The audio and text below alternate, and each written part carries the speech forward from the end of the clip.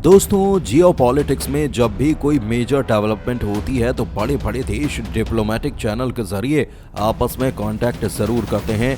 और अभी 3-4 घंटे पहले ही एक बहुत बड़ी डेवलपमेंट हुई है, एक बहुत बड़ी घटना हुई है जिससे पहले अमेरिका ने भारत को फोन करके इंफॉर्मेशन भी दे दी थी। हम यहाँ पर बात कर रहे हैं यमन के हूती रेबल्स की, यानी कि हूती विद्रोही गुट की।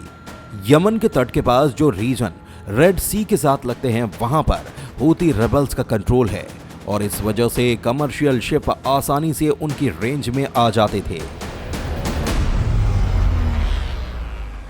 अब ये तो हम सभी को पता है कि पिछले कुछ हफ्तों से Houthi rebels red sea, gulf of Aden और अरेबियन सी में कमर्शियल शिप को लगातार निशाना बना रहे थे। Missile attack, drone attack, hijacking, सब कुछ ट्राई किया जा रहा था, जिसके बाद हजारों कमर्शियल शिप्स ने रेड सी के रूट को अवॉइड करना स्टार्ट कर दिया था और वो दूसरे लंबे रूट से शिप को लेकर जा रहे थे।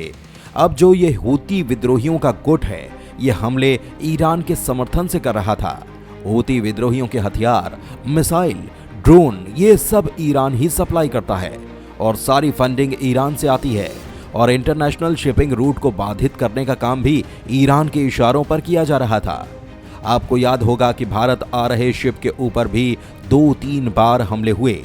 अमेरिका और दुनिया के तमाम देश हूती रेबल्स को वार्निंग दे रहे थे कि वो इंटरनेशनल शिपिंग रूट्स को बाधित न करें, इससे इंटरनेशनल ट्रेड बाधित होगा और अगर ऐसा हुआ तो इससे न सिर्फ इजराइल बल्कि दुनिया के बाकी सभी देशों को भी नुकसान होता है। लेकिन सामने से हूती रेबल्स मान ही नहीं रहे थे और लगातार कमर्शियल शिप्स को निशाना बना रहे थे। लेकिन अब पानी सिर से ऊपर जा चुका था। क्रूड ऑयल के प्राइसेस फिर से बढ़ गए, जबकि दुनिया के बाकी देशों की इकोनॉमिक कंडीशन पहले से ही नाजुक बनी हुई है और वो कोविड-19 से रिकवर भी नहीं कर पाए हैं। ऐसे में किसी न किसी देश को तो सामने आना ही था और वो देश बने अमेरिका और उसका अलायंस यूनाइटेड किंगडम, यानी कि ब्रिटेन। दरअसल 11/1/2024 की देर शाम को 7 से 8 बजे के करीब अमेरिका के secretary of state Antony Blinken ने भारत के विदेश मंत्री डॉक्टर एस जयशंकर को कॉल की थी।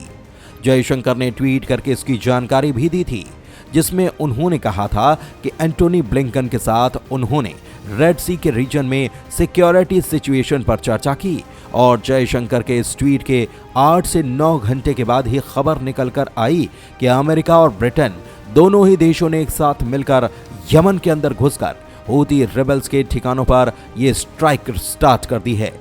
रिपोर्ट्स के मुताबिक यमन के कैपिटल, यानी कि यमन की राजधानी के साथ साथ हूती के कंट्रोल वाले रीजन के ऊपर यमन में भारी बमबारी की जा रही है।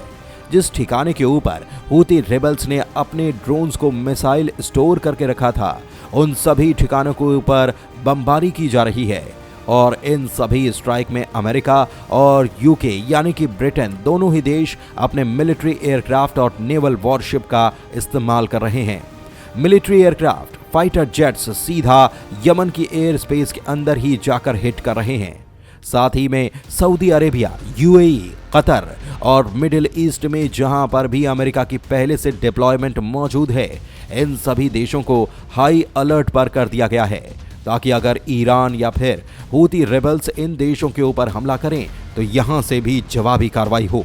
माना जा रहा है कि अमेरिका के विदेश मंत्री एंटोनी ब्लिंकन ने जो पिछले कल देर शाम को भारत के विदेश मंत्री डॉक्टर एस जयशंकर को फोन कॉल किया था, वो कॉल इन्हीं एयर अटैक्स के बारे में था और अमेरिका ने हूती रेबल्स के ऊपर हमला करने से पहले भारत को इन्फॉर्म कर दिया था और इस पूरे ऑपरेशन में भारत को भी लूप में रखा गया था।